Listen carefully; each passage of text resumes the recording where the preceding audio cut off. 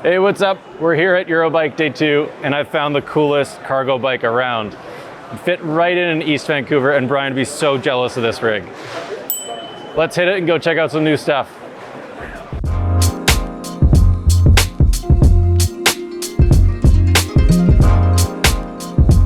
We're here at the DT Swiss booth with their new suspension mounted to this crazy Alutech Armageddon and its 57-degree head tube angle. If you want to know more about that, you can catch that in the action from day 1 at Eurobike. But we want to get into the nitty-gritty about the fork and the shock. Now the R535.1 is the more expensive model, but as you can see, it's got their classic DT Swiss skewer. They've removed the hidden top caps. Now the fork goes for about $1,150 USD and weighs about 150 grams more than a Fox 36. Both the fork and the shock have a 3-position damper adjustment. Up top, you've got an open, a middle, and a closed setting, even on the fork. Now this 35mm chassis fork has a really unique feature inside. It is an air-sprung fork, but they have a small coil to help the fork into the beginning of the travel. Now both this fork and shock from DT Swiss are not meant to compete with like the bigger hard-hitting enduro suspension components out there. Instead, they say that the bigger market is in the trail and all-mountain category. So that aligns with more products like the RockShox Lyric and Fox 36. We've come outside to the Intend booth where they have a new prototype Edge inverted single crown fork. Cornelius, the mastermind behind Intend, went to this company, Compotech, better known for their Seaduro carbon enduro bike, to find these tubes and asked them to build something a little bit lighter than the current Edge. Now there's a great debate behind inverted forks, especially single crown ones. Typically an inverted fork would have a second dual crown up top to help increase the torsional rigidity. Now Intend believes that there are more benefits for the inverted design, one of them being the constant oil bath that sits against the seals. You're always keeping the bushings moving freely, as well as the reduced torsional stiffness.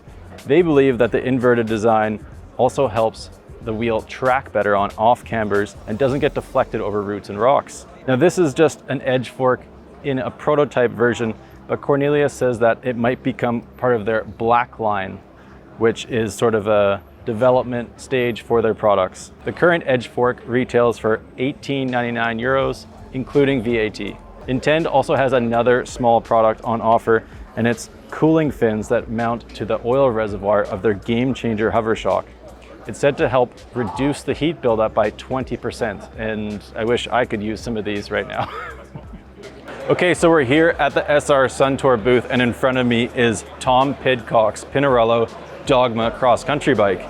And this is SR Suntour's electronically controlled tacked suspension that they've applied to their Axon and Edge proven World Cup suspension. Now, SR Suntour uses a wired version of their electronically controlled tack suspension, and they've housed the battery inside this Pinarello Dogma. Now, SR Suntour has come up with mounts to place the battery on the water bottle cage or other frames that have mounts under the top tube and such. Now, the tack suspension is a little different from the RockShox Flight Attendant, which is wireless. Another difference is how it operates. The bike is first set up and calibrated on level ground using an app, and the fork actually actuates or tells the shock what it's doing. First, it hits a bump and sends a message to the rear shock and tells it when to open exactly. For now, it's only available for their cross-country package, but I would imagine it's going to creep its way up to longer travel segments in the trail and enduro world as well. The price for the Axon and Edge tacked are going to be $4,999 USD, and SR Suntour will work with brands to tune the suspension to their liking. We're here at the Pinion booth, and behind me is their motor gearbox unit. Now this is an electronically controlled shifting system that also outputs 85 Newton meters of torque. They have a 9 and a 12 speed option, and it's belt driven, just like their classic gearboxes. This unit used to use a grip shift. Now that they've gone electronic, it just has 2 buttons to go up or down through the gears. Now you might be thinking, what happens with all that torque when you get into a belt driven system? To compensate for any mishaps or misfires, They've timed the electronics to sync with the gear shifts at the top of the pedal stroke where the lowest torque is output. Now, another thing I'm really curious about is the noise produced by this belt now that it's driven by a motor. The other thing to keep an eye out for is the maintenance schedule. Now, the nice thing about doing any maintenance with this is this 4 kilo package with a motor and the gear shifting unit is all housed in an oil bath. Pinion says that their maintenance schedule for that is 1 year or 10,000 kilometers. It's hard to ignore how clean this package is with no derailleur hanging off the back of the bike. Compared to the other competitors out there, Pinion has made this whole thing look ultra sleek. Now, if you want to read about all the nitty-gritty details, head over to pinkbike.com for our first ride on Pinion's new motor gearbox unit. We are here at the MIPS booth and Fox is showing off their new Speedframe RS. This helmet uses the same MIPS Integra technology as the ProFrame RS that we reviewed earlier last year.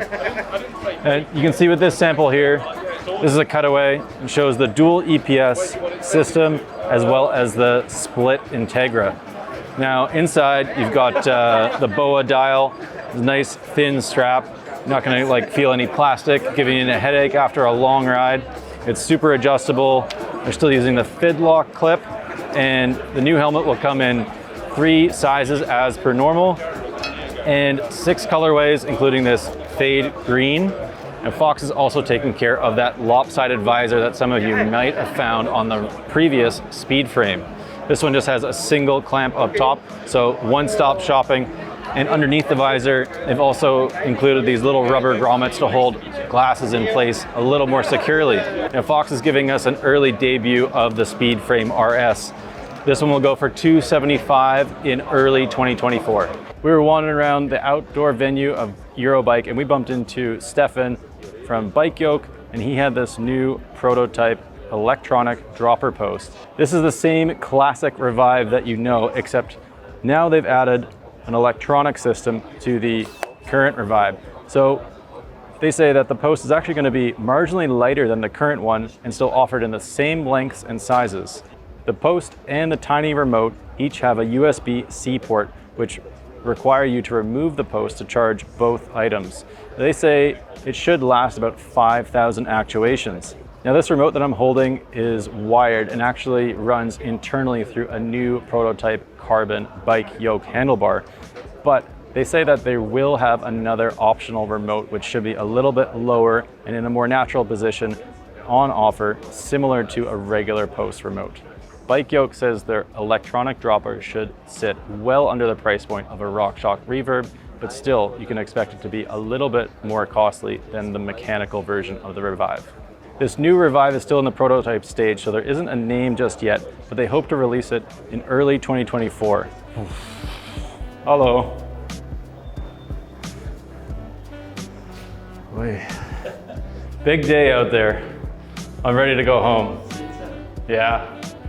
Do you mind pressing the button for me? I'm so tired. Yeah. Me too, me too.